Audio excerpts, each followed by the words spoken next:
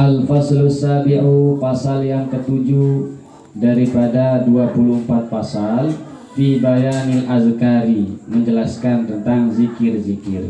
Nah, ya lain persepsi zikirnya, namun sebarang kan umum-umum bagi kita. Namun Syekh Abdul Qadir Jailani ini menjelaskan tentang zikir itu seperti apa. Faqad hadallahu az-zakirin, maka sesungguhnya Allah memberikan petunjuk bagi orang-orang yang berzikir. Nah, jadi menurut beliau ini mundek bengka petunjuk Allah Ta'ala diketahui nyebut Allah Ta'ala nih. Jadi kita mau nyebut Allah Ta'ala berzikir ini karena petunjuk dari Allah. Nah, betul ini Syekh Abdul Qadir. Dalilnya beliau biqaulihi ta'ala, dengan firman Allah Subhanahu wa ta'ala, wazkuruhu kama hadakum. Al-Baqarah ayat 198. Beliau mengutip 98. Apa kata Allah? Wazkuru, dan berzikirlah olehmu akan itu Allah, sebutlah oleh kamu akan itu Allah, kama hadakum, sebagaimana yang Allah memberikan petunjuk kepada kamu. Nah, jadi zikir ini bukan semata-mata kita. Jadi kalau tidak ada petunjuk, maka tidak akan bisa berzikir. Maka bersyukurlah bagi kita yang alhamdulillah bisa berzikir. Nah, dari ayat ini ila maratibi zikrikum. Nah, kepada tingkatan-tingkatan zikirmu. Nah, jadi kan Allah ini kan memberi petunjuk kepada kita ini kan bagi-bagi. Nah, ya pokoknya bahwa membagi zikir nanti ada tingkatannya. Arah petunjuknya hanya diberikan untuk zikir itu saja. Nah, ada yang diberikan semuanya, diberikan sampai kepada 7 anggotanya itu bisa berzikir. Nah, itu. Wa qala Nabi sallallahu alaihi wasallam, dan bersabda Nabi sallallahu alaihi wasallam, afdalu ma aqulu ana wa qama qalahu nabiyyun min qabli la ilaha illallah. Ini sudah populer hadis. Afdalu ma aqulu, yang paling bagus, yang paling afdal, ma aqulu, kalimat yang aku kata Nabi, ana, saya kata Nabi, wa ma qalahu nabiyyun, dan kalimat yang dikatakan akan dia an-nabiyyun oleh nabi-nabi min qabli, sebelum aku, la ilaha illallah. Jadi kalimat la ilaha illallah. Nah, inilah 2 dalil yang dibawakan oleh beliau. Nah, dari 2 dalil ini, falikulli maqamin martabatun khasatun, maka bagi setiap makom orang berzikir itu martabat khasah, ada tingkatan khususnya, ada tingkatan-tingkatannya. Imma jahran, ada kalanya jahran, apakah dia berzikir itu dengan cara jahar, dengan cara keras, au khafiyatan, atau secara khafi, secara tidak keras. Nah, tetap ada tingkatannya. Baik zikir keras maupun zikir khafi itu ada martabat khususnya bagi setiap makom, setiap kedudukan yang diberikan petunjuk oleh Allah Subhanahu wa ta'ala. Nah, kemudian beliau menjelaskan bahwa proses petunjuk Allah itu lewatnya kita petunjuk untuk berzikir. Fal awwalu, maka proses pertama, hadahum, Allah memberikan petunjuk kepada kita, kepada mereka untuk berzikir itu ila dzikril lisan. Nah, pertama Allah memberikan petunjuk dalam masalah berzikirlah bahasa kan. Jadi bengnya kita mengucap si Allah Subhanahu wa taala petunjuk lewat lisan kita. Nah, setelah lewat lisan itu summa ila zikrin nafsi. Kemudian Allah memberikan petunjuk kepada zikir nafsu atau zikir nafas. Nah, setelah kita zikir nafsu, summa ila zikril qalbi. Kemudian sampai memberikan petunjuk kepada zikir qalbu, zikir hati, zikir lisan, zikir nafsu, zikir qalbu. Nah, setelah kita bisa diberikan petunjuk kepada zikir hati, summa ila zikrir ruh. Kemudian Allah memberikan petunjuk kepada zikir ruh. Nah, ruh kita juga berzikir. Summa ila zikri sirri. Kemudian Allah tuntun kita untuk berzikir supaya sir kita itu bisa berzikir. Summa ila zikril khofi. Kemudian Allah tuntun kita kepada zikir yang namanya zikir khofi. Setelah rahasia, setelah sir itu namanya khofi. Summa ila zikri akhfal khofi. Kemudian kepada zikir yang paling khofi, akhfal khofi. Nah, yang boleh tarekat itu ada 7 latifah itu yang bisa berzikir. Ada tingkatan-tingkatan khususnya. Nah, kemudian apa sih tingkatan-tingkatan daripada zikir, kata beliau? Fa amma zikrul lisani, maka adapun zikir lisan itu faka'annahu, maka seakan-akan orang yang berzikir bizalika dengan zikir lisan itu yuzakkirul qalba ma nasiya min zikrillahi ta'ala, itu untuk mengetuk hatinya apa yang dia lupa daripada mengingat Allah. Nah, jadi zikir lisan ini untuk membuka pintu aten kita. Nah, sehingga dia apa yang dilupakan dari menyebut Allah itu untuk membantu. Jadi zikir lisan ini ibarat zikir buka lawang, buka lawang hati, betul.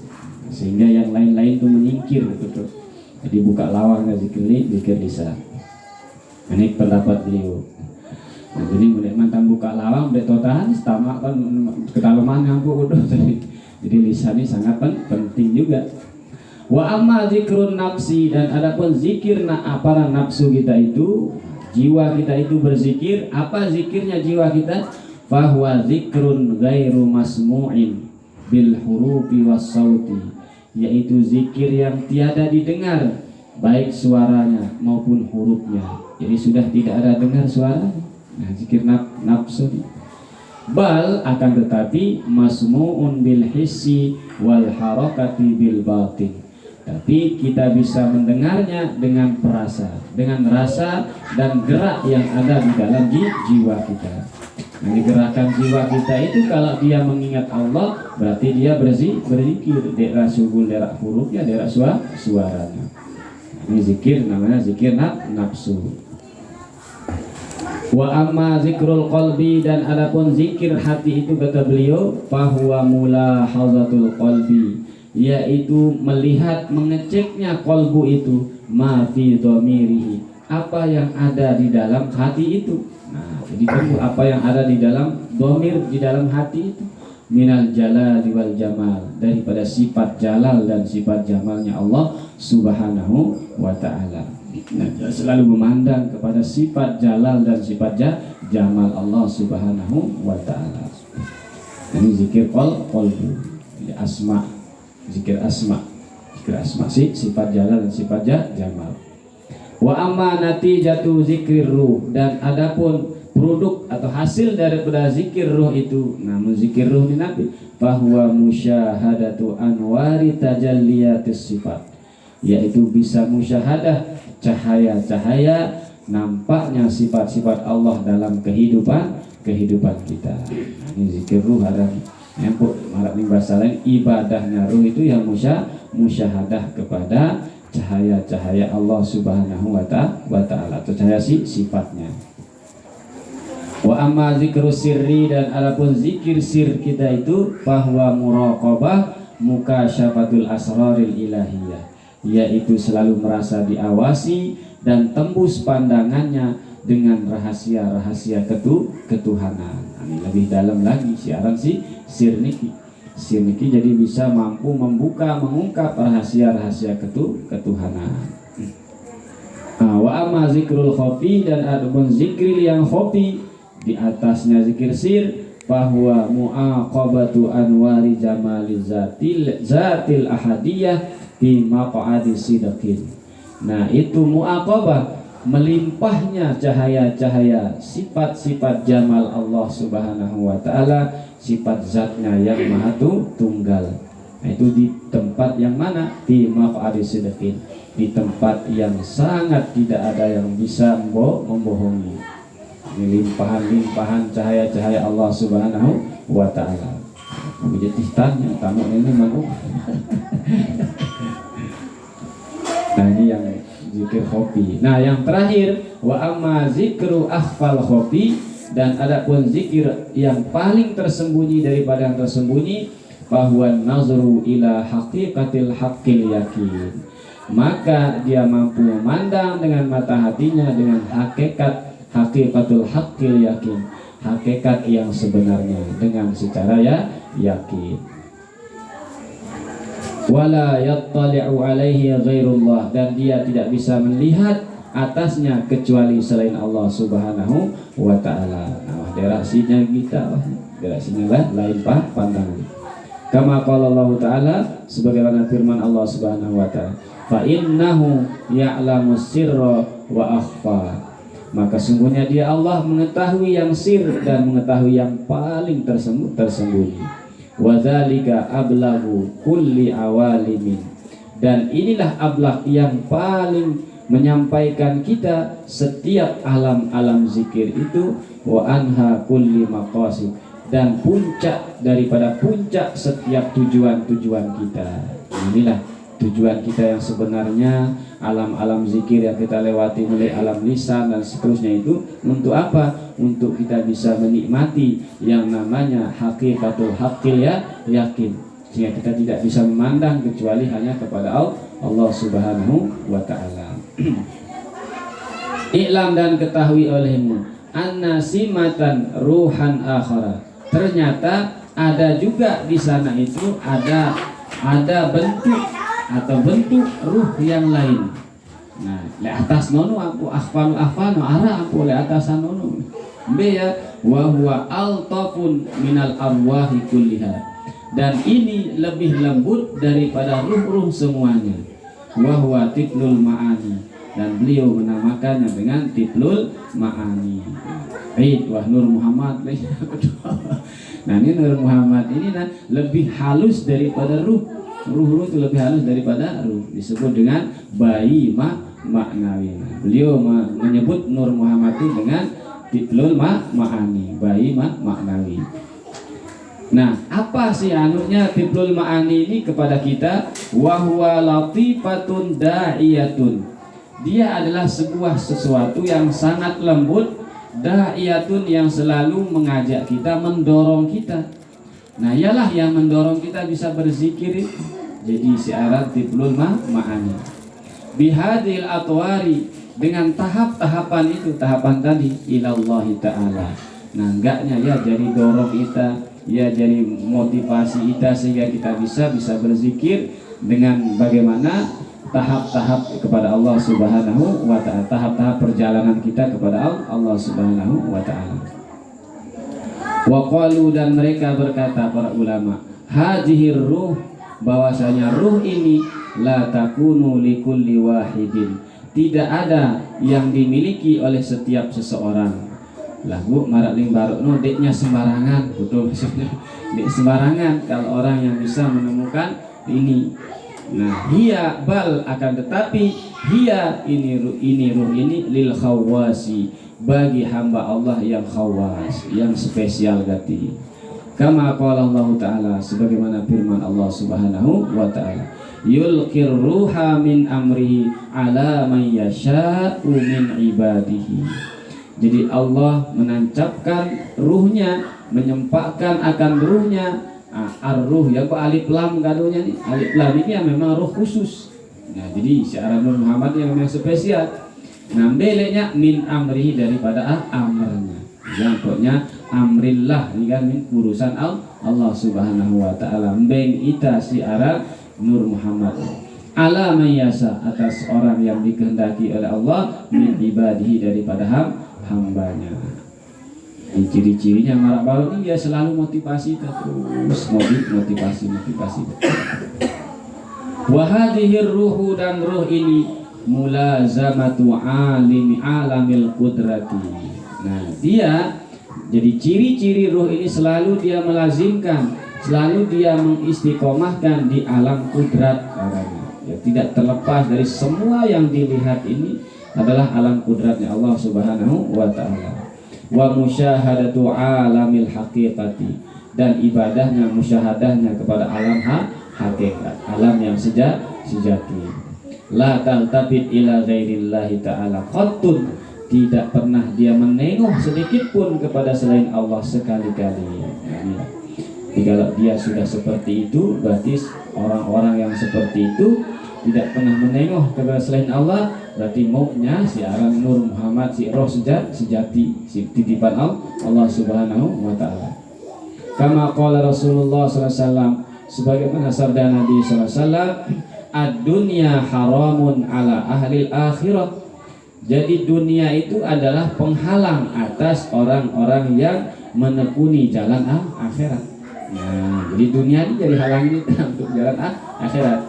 Wal akhiratu, sedangkan akhirat itu haramun, menjadi penghalang ala ahli dunia, atas orang-orang yang gemar terhadap dunia. Nah, sebaliknya. Kamu repot si dunia kan akhirat jadi halangi kita. Repot si akhirat, dunia jadi repot kita gitu. Pikir meta kan. Bapak pikir belum meta. Nah, wahuma, dan keduanya dunia dan akhirat itu haramani, sebagai penghalang ala ahlillah, atas orang-orang yang betul-betul ingin jadi keluarga Allah, jadi ahlul ma'rifah billah. Jadi yang mutamil betul-betul jadi keluarga Allah nih, dua nih halangan itu, akhirat dan dunia jadi halangan itu. Masya Allah. Nah, wa tariqul wusuli ila Allah ta'ala. Nah, kemudian jadi beliau membenitatif, walaupun kudo-kudo-tannya runtutan baru sehingga kita bisa mencapai kan tujuan akhir kita agar bertemu dengan Allah. Jadi wa anha kulli maqasidin. Jadi puncak daripada tujuan-tujuan manusia itu sebenarnya untuk mendapatkan cahaya atau tiplul ma'ani. Nah, caranya kata beliau, tariqul usul ilallah mutaba'atul jismi. Nah, kita ikuti dulu jisim kita, jasad kita ikuti. Nah, kita ikuti dia alas siratil mustaqim, kepada jalan yang lurus. Nah, jadi kita ya jasad-jasad kita ini kepada jalan yang lurus. Apa maksudnya? Bi ahkamis syariati, dengan hukum-hukum syariat. Nah, hukum syariat ini sitamanya lailan wa naharan, baik waktu malam maupun waktu siang, baik malamnya baik siangnya, tetap bahwa jasad-jasad kita ini tetap ngikut jalan yang lurus. Nah, setelah dia lurus, wadawam zikrillahi ta'ala, kemudian dawamkan maratoneno, istiqomahkanlah zikir kepada Allah. Fardun qaimun ala talibi. Jadi beliau ini namun zikir fardu, wajib bagi orang-orang berjalan menuju Allah. Fardun qaimun, yang harus dikerjakan ala talibin, bagi orang-orang yang masih mencari, bagi orang yang masih tolak jalan akhirat. Marah-marah itu nih, Pak. Jadi jalannya talib, jalan akhirat. Kama qala Allah Ta'ala, sebagaimana firman Allah Subhanahu wa ta'ala, alladzina yadhkurunallaha, jadi orang-orang yang menyebut Allah, berzikir kepada Allah, qiyaman, dalam keadaan berdiri, wa qu'udan, dalam keadaan duduk, wa ala junubihim, dan dalam keadaan berbaring mereka, wa yatafakkaruna fi khalqis samawati wal ardh, dan setelah dia berzikir baru dia berpikir, merenung terhadap ciptaan-ciptaan Allah Subhanahu wa ta'ala. Nah, jadi beliau mentafsirkan apa qiyaman, qu'udan, atau dalam keadaan berdiri, dalam keadaan duduk, dalam keadaan baring ini. Beliau menjelaskan ayat ini dengan apa? Wal muradu minal qiyam, yang dimaksud dengan zikir dalam keadaan berdiri itu an-nahar, yaitu di waktu siang, kelihat, itu maksudnya. Qiyaman ini waktu lihat. Wa minal qu'ud, nah maksud berzikir dalam keadaan duduk, al-lail, di waktu malam. Ini jelasan sebelum. Wa minal junub, di waktu berbaring ini apa maksud berbaring? Wal qabat wal basat, di waktu susah maupun di waktu senang. Nah, si tafsiran sih. Waktu susah, di waktu senang tetap kita ingat Allah Subhanahu wa ta'ala. Wasehah, baik waktu sehat, wasaqomah, baik waktu sakit. Wal gina wal fakr, baik waktu sugih maupun waktu miskin. Wal izzi, baik waktu mulia, wal khuldi, dan baik waktu sengsara, waktu tidak mulia. wa ma asbaha zalika, dan barang yang serupama dengan hal tersebut. Nah, jadi tidak terlepas susah, senang, sakit, macam selaku tetap jadi yang zikir kepada Allah Subhanahu wa taala. Nah, ini sepantasnya bagi kita yang menjalani jalan akhirat. Nah, sepantasnya kita, kata beliau. Nah, ini tip-tip yang diberikan oleh beliau. Nah, al-faslu saminu fi bayani syaratiz zikir. Syara'id az-zikir, syarat-syarat kita berzikir. Ke depan ambil syarat-syaratnya. Allah taala alam bisawab wa ilaihi marji'ul